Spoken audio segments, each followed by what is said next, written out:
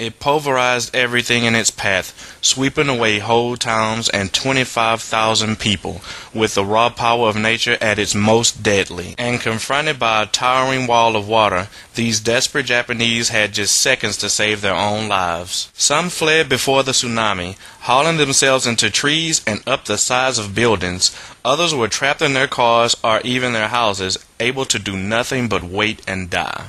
Truly sad. Their plight has been captured on dozens of videos posted online. Many tell the incredible stories of survival against all the odds. Some footage, however, does not have a happy ending. One of the videos in my description shows a distant man trapped on a roof as the waves engulf his home. His fate is still unknown.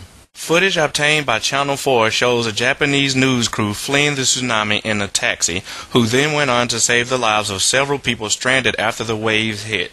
Realizing that the water levels are rising, they make the decision to get out of the car and run. Looking around, they realize the danger about to befall them and can be heard shouting as they gaze up at the buildings close by. "It's getting dangerous. Where can we get in at?" People who have taken cover in a nearby building shout down and alert them to an open door, and the group dash in just seconds before the tsunami sweeps through.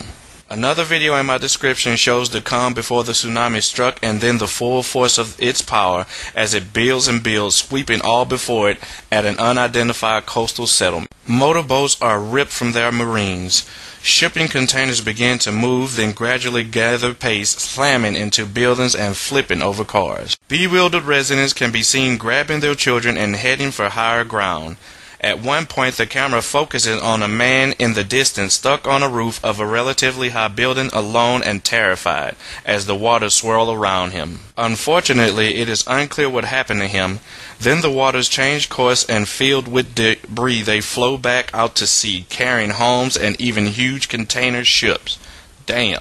In another piece of footage, a camera catches the tsunami waves racing towards the Japanese port of Aomori. The powerful wall of water smashes into the structure, tossing boats around frantically before tearing them right from their moorings. Eventually, a deluge comes pouring over the final seawall, completely surrounding the building where the cameraman is standing. In conclusion, to all of my Japanese fans, close friends, and dedicated subscribers, stay tuned for an extremely important closing message.